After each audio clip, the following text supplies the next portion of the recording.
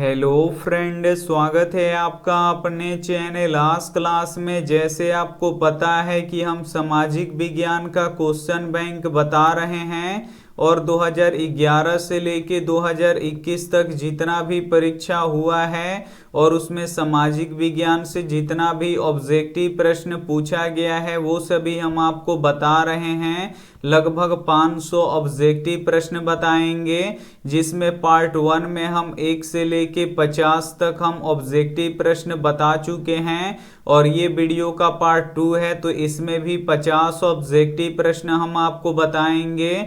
अगर आप पार्ट 1 नहीं देखे हैं तो कमेंट बॉक्स में लिंक है, पार्ट 1 वीडियो आप लोग जरूर देख लीजिएगा। और चैनल को अभी तक आप सब्सक्राइब नहीं किए हैं तो चैनल को सब्सक्राइब कर लीजिएगा और सब्सक्राइब करने के बाद एक बेल आइकन आता है तो बेल आइकन को दबा के ऑल पे कर लीजिएगा, ताकि जब भी लाइव क्लास हो तो आपके पास नोटिफिकेशन पहुंचता रहे।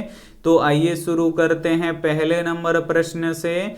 तो पहला नंबर प्रश्न है कि बिहार का कौन सा क्षेत्र बाढ़ग्रस्त क्षेत्र है। ए ऑप्शन है पूर्वी बिहार, बी ऑप्शन है पश्चिमी बिहार, सी ऑप्शन है दक्षिणी बिहार, डी ऑप्शन है उत्तरी बिहार। तो यहाँ पे आपको बताना है कि बिहार का कौन सा क्षेत्र बाढ़ग्रस्त क्षेत्र है, तो उत्तरी बिहार है, इसे आपको याद रखना है। यहाँ पे डी वाला ऑप्शन बिल्कुल ही सही हो जाएगा। ये देखते हैं अगला प्रश्न दो नंबर प्रश्न है कि हिंद चीन पहुंचने वाला प्रथम व्यापारी कौन था। ए ऑप्शन है अंग्रेज, बी ऑप्शन है फ्रांसीसी, सी ऑप्शन है पुर्तगाली, डी ऑप्शन है डच। तो यहाँ पे आपको बताना है कि हिंद चीन पहुंचने वाला प्रथम व्यापारी कौन था, तो पुर्तगाली थे, इसे आपको याद रखना है। यहाँ पे सी वाला ऑप्शन बिल्कुल ही सही हो जाएगा। ये देखते हैं अगला प्रश्न 3 नंबर प्रश्न है कि रंपा विद्रोह कब हुआ था। ए ऑप्शन है 1916 ईस्वी में, बी ऑप्शन है 1917 ईस्वी में, सी ऑप्शन है 1918 ईस्वी में, डी ऑप्शन है 1919 ईस्वी में। तो यहाँ पे आपको बताना है कि रंपा विद्रोह कब हुआ था, तो रंपा विद्रोह 1916 ईस्वी में हुआ था, इसे आपको याद रखना है। यहाँ पे ए वाला ऑप्शन बिल्कुल ही सही हो जाएगा। ये देखते हैं अगला प्रश्न 4 नंबर प्रश्न है कि बिहार में पंचायती राज संस्थाओं में महिलाओं के लिए कितनी सीटें आरक्षित हैं। ए ऑप्शन है 50%, बी ऑप्शन है 25%, सी ऑप्शन है 33%, डी ऑप्शन है इनमें से कोई नहीं। तो यहाँ पे आपको बताना है कि बिहार में पंचायती राज संस्थाओं में महिलाओं के लिए कितनी सीटें आरक्षित हैं, तो 50% सीटें आरक्षित है, इसे आपको याद रखना है। यहाँ पे ए वाला ऑप्शन बिल्कुल ही सही हो जाएगा। ये देखते हैं अगला प्रश्न 5 नंबर प्रश्न है कि सूचना के अधिकार आंदोलन की शुरुआत किस राज्य में हुई। ए ऑप्शन है राजस्थान में, बी ऑप्शन है दिल्ली में, सी ऑप्शन है तमिलनाडु में, डी ऑप्शन है बिहार में। तो यहाँ पे आपको बताना है कि सूचना के अधिकार आंदोलन की शुरुआत किस राज्य में हुई, तो राजस्थान में हुआ, इसे आपको याद रखना है। यहाँ पे ए वाला ऑप्शन बिल्कुल ही सही हो जाएगा। काफी महत्वपूर्ण सामाजिक विज्ञान के प्रीवियस ईयर ऑब्जेक्टिव प्रश्न हम आपको बता रहे हैं, तो एक भी प्रश्न आप लोग स्किप मत कीजिएगा। वीडियो को प्लीज आप लोग शुरू से लेके अंत तक देखिएगा। और अभी तक आप हमारे व्हाट्सएप ग्रुप में नहीं जुड़े हैं तो ये हमारा व्हाट्सएप नंबर है 8789307304। इस पे आपको बोलना है कि सर हमें ग्रुप में जोड़ दीजिए, तो हम आपको ग्रुप में जोड़ देंगे। आइए देखते हैं अगला प्रश्न 6 नंबर प्रश्न है कि बाढ़ के समय निम्न में से किस स्थान पर जाना चाहिए। ए ऑप्शन है ऊंची भूमि वाले स्थान पर, बी ऑप्शन है गांव के बाहर, सी ऑप्शन है खेतों में, डी ऑप्शन है जहां है उसी स्थान पर। तो यहाँ पे आपको बताना है कि बाढ़ के समय निम्न में से किस स्थान पर जाना चाहिए, तो ऊंची भूमि वाले स्थान पर जाना चाहिए, इसे आपको याद रखना है। यहाँ पे ए वाला ऑप्शन बिल्कुल ही सही हो जाएगा। ये देखते हैं अगला प्रश्न 7 नंबर प्रश्न है कि बिहार का शोक किस नदी को कहा जाता है। ए ऑप्शन है गंगा नदी को, बी ऑप्शन है गंडक नदी को, सी ऑप्शन है कोसी नदी को, डी ऑप्शन है पुनपुन नदी को। तो यहाँ पे आपको बताना है कि बिहार का शोक किस नदी को कहा जाता है, तो बिहार का सो कोसी नदी को कहा जाता है, इसे आपको याद रखना है। यहाँ पे सी वाला ऑप्शन बिल्कुल ही सही हो जाएगा। आइए देखते हैं अगला प्रश्न 8 नंबर प्रश्न है कि मरुस्थलीय मृदा किस राज्य में पाया जाता है। ए ऑप्शन है उत्तर प्रदेश में, बी ऑप्शन है राजस्थान में, सी ऑप्शन है कर्नाटक में, डी ऑप्शन है महाराष्ट्र में। तो यहाँ पे आपको बताना है कि मरुस्थलीय मृदा किस राज्य में पाया जाता है, तो राजस्थान में पाया जाता है, इसे आपको याद रखना है। यहाँ पे बी वाला ऑप्शन बिल्कुल ही सही हो जाएगा। आइए देखते हैं अगला प्रश्न 9 नंबर प्रश्न है कि बिहार के कितने प्रतिशत भौगोलिक क्षेत्र पर वन का फैलाव है। ए ऑप्शन है 15%, बी ऑप्शन है 20%, सी ऑप्शन है 30%, डी ऑप्शन है 7%। तो यहाँ पे आपको बताना है कि बिहार के कितने प्रतिशत भौगोलिक क्षेत्र पर वन का फैलाव है, तो 7% भौगोलिक क्षेत्र पर वन का फैलाव है।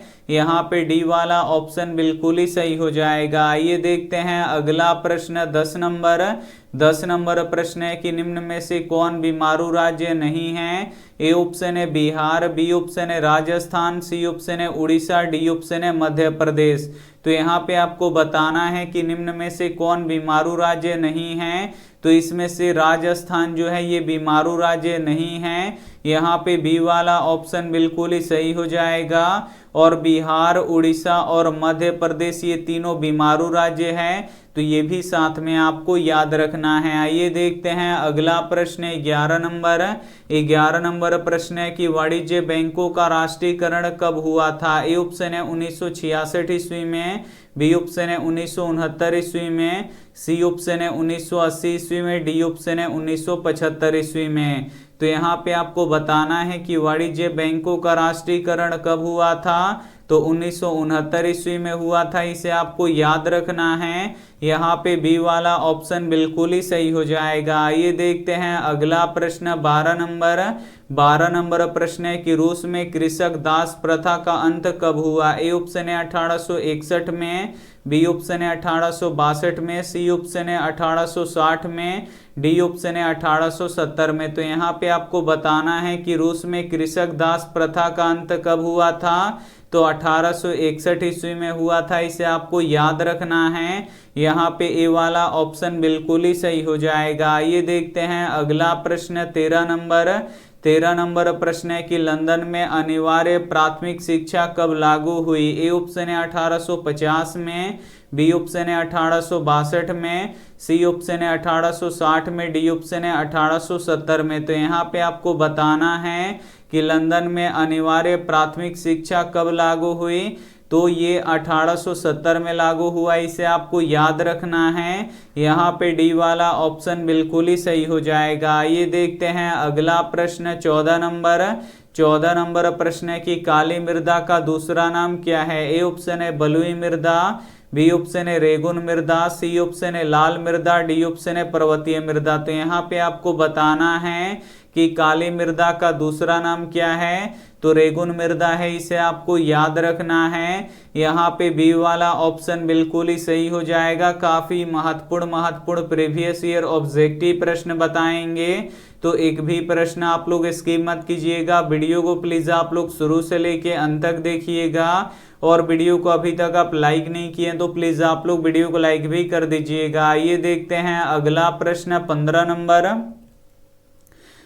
नंबर प्रश्न है कि भारत का राष्ट्रीय पक्षी कौन सा है। ए ऑप्शन है कबूतर, बी ऑप्शन है हंस, सी ऑप्शन है मयूर, डी ऑप्शन है तोता। तो यहाँ पे आपको बताना है कि भारत का राष्ट्रीय पक्षी कौन है, तो मयूर यानी मोर है, इसे आपको याद रखना है। यहाँ पे सी वाला ऑप्शन बिल्कुल ही सही हो जाएगा। ये देखते हैं अगला प्रश्न 16 नंबर प्रश्न है कि निम्न में से किसे प्राथमिक क्षेत्र कहा जाता है। ए ऑप्शन है सेवा क्षेत्र को, बी ऑप्शन है कृषि क्षेत्र को, सी ऑप्शन है औद्योगिक क्षेत्र को, डी ऑप्शन है इनमें से कोई नहीं।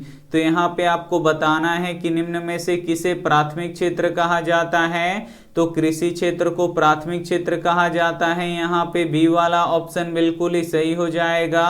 और औद्योगिक क्षेत्र को द्वितीय क्षेत्र कहा जाता है और सेवा क्षेत्र को तृतीय क्षेत्र कहा जाता है। तो इसे भी साथ में आपको याद रखना है। आइए देखते हैं अगला प्रश्न 17 नंबर प्रश्न है कि भारत का केंद्रीय बैंक कौन सा है। ए ऑप्शन है reserve bank of India, B option है क्षेत्रीय ग्रामीण बैंक, सी ऑप्शन है state bank of India, D option है पंजाब नेशनल बैंक। तो यहाँ पे आपको बताना है कि भारत का केंद्रीय बैंक कौन सा है। तो भारत का केंद्रीय bank reserve bank of India है, इसे आपको याद रखना है। यहाँ पे ए वाला ऑप्शन बिल्कुल ही सही हो जाएगा। आइए देखते हैं अगला प्रश्न 18 नंबर प्रश्न है कि बाढ़ क्या है। ए ऑप्शन है प्राकृतिक आपदा, बी ऑप्शन है मानव जनित आपदा, सी ऑप्शन है सामान्य आपदा, डी ऑप्शन है इनमें से कोई नहीं। तो यहाँ पे आपको बताना है कि बाढ़ क्या है। तो जो बाढ़ है ये प्राकृतिक आपदा है, इसे आपको याद रखना है।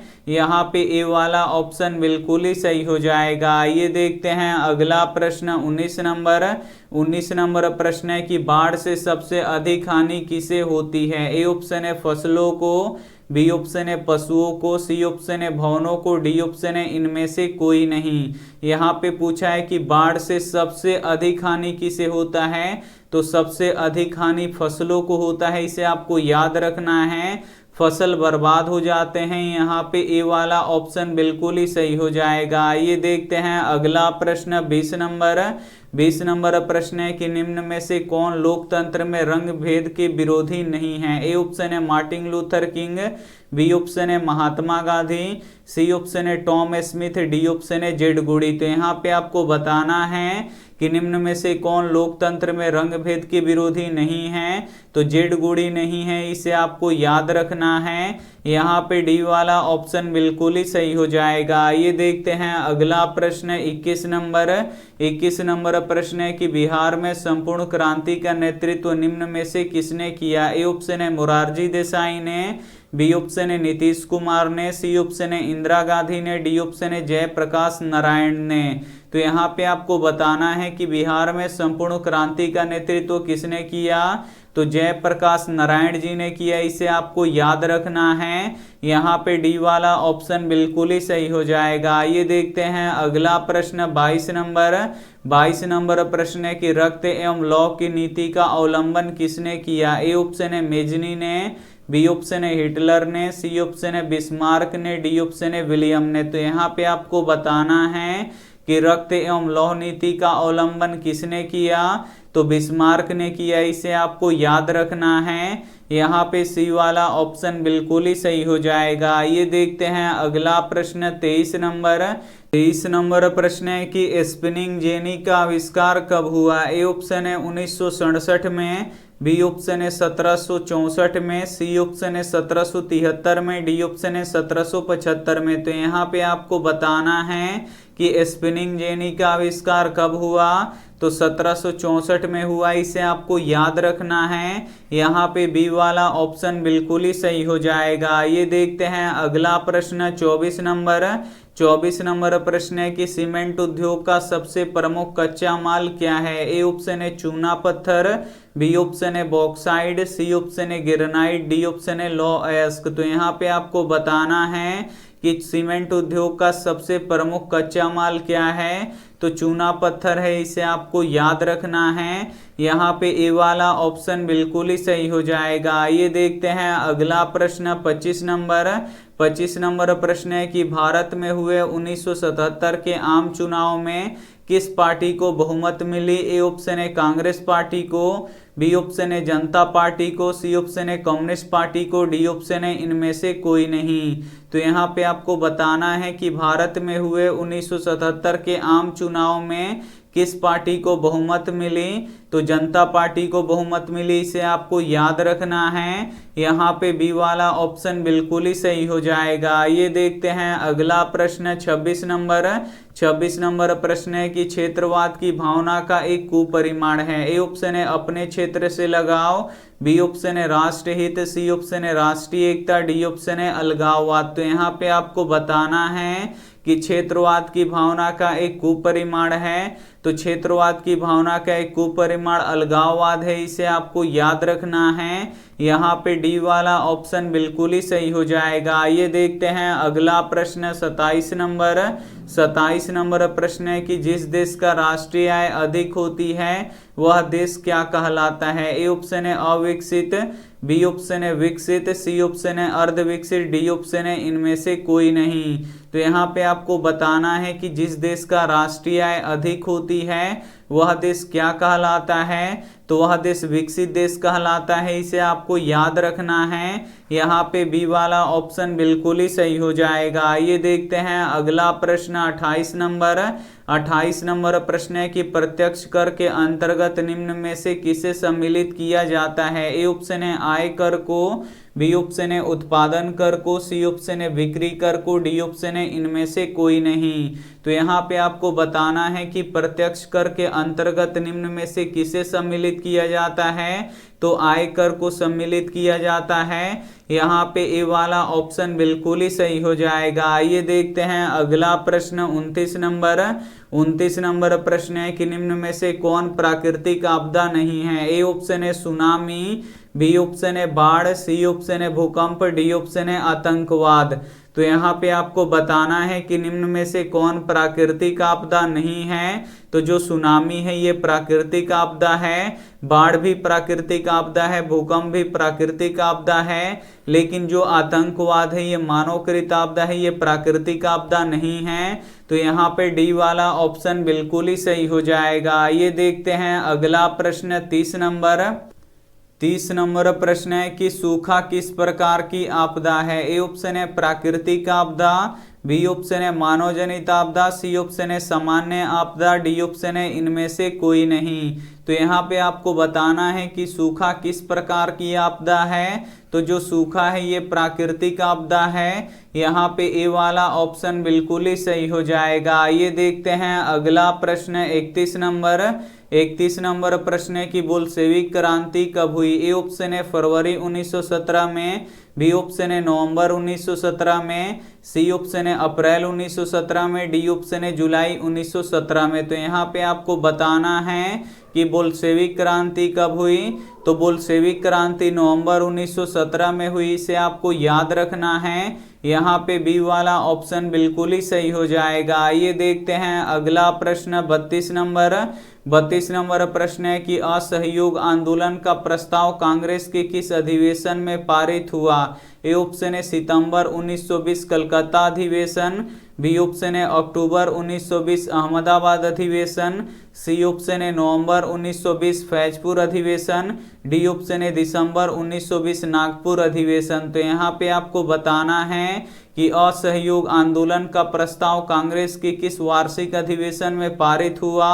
तो ये सितंबर 1920 कलकत्ता अधिवेशन में पारित हुआ, इसे आपको याद रखना है। यहाँ पे ए वाला ऑप्शन बिल्कुल ही सही हो जाएगा। आइए देखते हैं अगला प्रश्न 33 नंबर। 33 नंबर प्रश्न है कि राष्ट्रीय स्वयंसेवक संघ की स्थापना कब और किसने किया। ए ऑप्शन है 1923 गुरु गोलवालकर ने, बी ऑप्शन है 1925 केवी हेड गोवर ने, सी ऑप्शन है 1926 चितरंजन दास ने, डी ऑप्शन है 1928 लालचंद ने। तो यहाँ पे आपको बताना है कि राष्ट्रीय स्वयंसेवक संघ की स्थापना कब और किसने किया। तो 1925 केवी हेड गोवर ने किया, इसे आपको याद रखना है। यहाँ पे बी वाला ऑप्शन बिल्कुल ही सही हो जाएगा। आइए देखते हैं अगला प्रश्न 34 नंबर। 34 नंबर प्रश्न है कि इंग्लैंड में सभी स्त्री एवं पुरुष को वयस्क मताधिकार कब प्राप्त हुआ। ए ऑप्शन है 1838 में, बी ऑप्शन है 1881 में, सी ऑप्शन है 1918 में, डी ऑप्शन है 1932 में। तो यहाँ पे आपको बताना है कि इंग्लैंड में सभी स्त्री एवं पुरुष को वयस्क मताधिकार कब प्राप्त हुआ। तो 1918 में प्राप्त हुआ। यहाँ पे सी वाला ऑप्शन बिल्कुल ही सही हो जाएगा। आइए देखते हैं अगला प्रश्न 35 नंबर। 35 नंबर प्रश्न है कि कौन सा सामाजिक वर्ग बुद्धिजीवी वर्ग के रूप में उभर कर आया। ए ऑप्शन है उद्योगपति वर्ग, बी ऑप्शन है पूंजीपति वर्ग, सी ऑप्शन है श्रमिक वर्ग, डी ऑप्शन है मध्यम वर्ग। तो यहाँ पे आपको बताना है कि कौन सा सामाजिक वर्ग बुद्धिजीवी वर्ग के रूप में उभर कर आया, तो मध्यम वर्ग आया, इसे आपको याद रखना है। यहाँ पे डी वाला ऑप्शन बिल्कुल ही सही हो जाएगा। आइए देखते हैं अगला प्रश्न 36 नंबर। 36 नंबर प्रश्न है कि प्राचीन काल में किस स्थल मार्ग से एशिया और यूरोप का व्यापार होता था। ए ऑप्शन है सूती मार्ग से, बी ऑप्शन है रेशम मार्ग से, सी ऑप्शन है उत्तरापथ से, डी ऑप्शन है दक्षिण पथ से। तो यहाँ पे आपको बताना है कि प्राचीन काल में किस स्थलीय मार्ग से एशिया और यूरोप का व्यापार होता था, तो रेशम मार्ग के द्वारा होता था, इसे आपको याद रखना है। यहाँ पे बी वाला ऑप्शन बिल्कुल ही सही हो जाएगा। ये देखते हैं अगला प्रश्न 37 नंबर। 37 नंबर प्रश्न है कि आर्थिक संकट के कारण यूरोप में कौन सी नई शासन प्रणाली का उदय हुआ। ए ऑप्शन है साम्यवादी शासन प्रणाली, बी ऑप्शन है लोकतांत्रिक शासन प्रणाली, सी ऑप्शन है फासीवादी नाजीवादी शासन, डी ऑप्शन है यहाँ पे पूंजीवाद शासन प्रणाली। तो यहाँ पे आपको बताना है कि आर्थिक संकट के कारण यूरोप में कौन सी नई शासन प्रणाली का उदय हुआ, तो फांसीवादी नाजीवादी शासन प्रणाली का उदय हुआ। यहाँ पे सी वाला ऑप्शन बिल्कुल ही सही हो जाएगा। ये देखते हैं अगला प्रश्न 38 नंबर। 38 नंबर प्रश्न है कि किस पत्रिका ने रातों रात वर्नाक्यूलर प्रेस एक्ट से बचने के लिए अपनी भाषा बदल दी। ए ऑप्शन है हरिजन, बी ऑप्शन है भारत मित्र, सी ऑप्शन है अमृत बाजार पत्रिका, डी ऑप्शन है हिंदुस्तान रिव्यू। तो यहाँ पे आपको बताना है कि किस पत्रिका ने रातों रात वर्नाक्यूलर प्रेस एक्ट से बचने के लिए अपनी भाषा बदल दी, तो अमृत बाजार पत्रिका ने बदल दी, इसे आपको याद रखना है। यहाँ पे सी वाला ऑप्शन बिल्कुल ही सही हो जाएगा। ये देखते हैं अगला प्रश्न 39 नंबर। 39 नंबर प्रश्न है कि किसने कहा मुद्रण ईश्वर की दी हुई महत्तम देन है। ए ऑप्शन है महात्मा गांधी ने, बी ऑप्शन है मार्टिन लूथर किंग ने, सी ऑप्शन है पैगंबर मोहम्मद ने, डी ऑप्शन है ईसा मसीह ने। तो यहाँ पे आपको बताना है कि किसने कहा मुद्रण ईश्वर की दी हुई महत्तम देन है, तो मार्टिन लूथर किंग ने कहा था, इसे आपको याद रखना है। यहाँ पे बी वाला ऑप्शन बिल्कुल ही सही हो जाएगा। ये देखते हैं अगला प्रश्न 40 नंबर। 40 नंबर प्रश्न है कि सोपानी कृषि किस राज्य में प्रचलित है। ए ऑप्शन है हरियाणा में, बी ऑप्शन है पंजाब में, सी ऑप्शन है बिहार में, डी ऑप्शन है उत्तराखंड में। तो यहाँ पे आपको बताना है कि सोपानी कृषि किस राज्य में प्रचलित है, तो ये उत्तराखंड में प्रचलित है, इसे आपको याद रखना है। यहाँ पे डी वाला ऑप्शन बिल्कुल ही सही हो जाएगा। ये देखते हैं अगला प्रश्न 41 नंबर।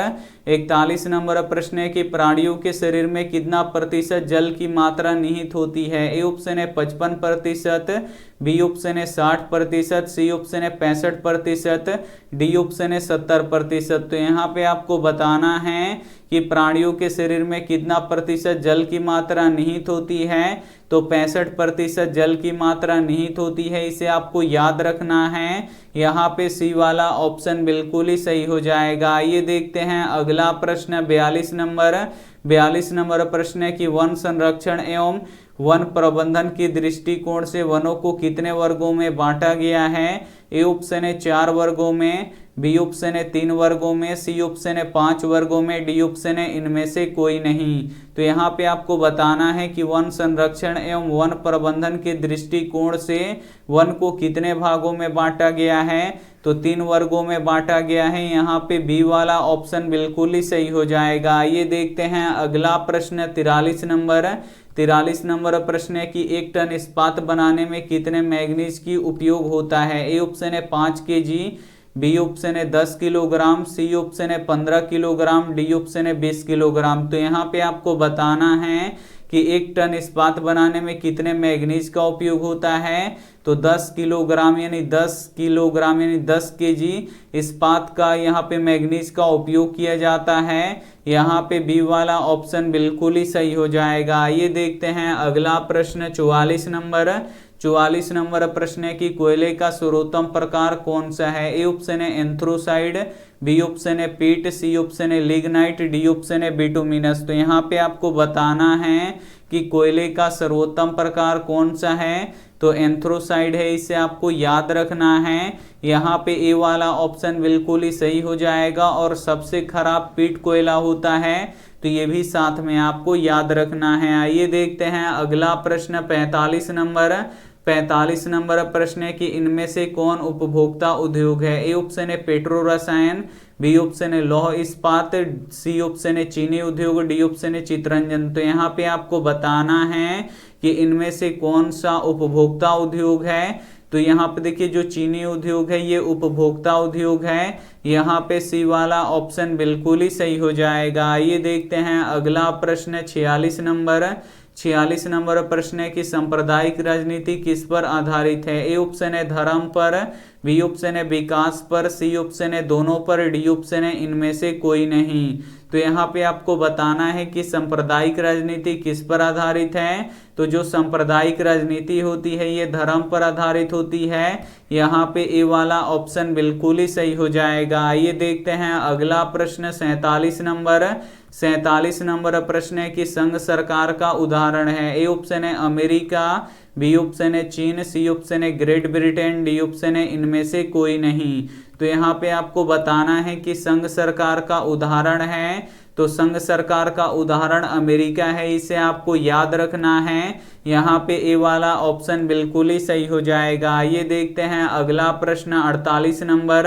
48 नंबर प्रश्न है कि भारतीय लोकतंत्र में सत्ता के विरुद्ध जन आक्रोश किस दशक में प्रारंभ हुआ। ए ऑप्शन है 1960 के दशक में, बी ऑप्शन है 1970 के दशक में, सी ऑप्शन है 1980 के दशक में, डी ऑप्शन है 1990 के दशक में। तो यहाँ पे आपको बताना है कि भारतीय लोकतंत्र में सत्ता के विरुद्ध जन आक्रोश किस दशक में प्रारंभ हुआ।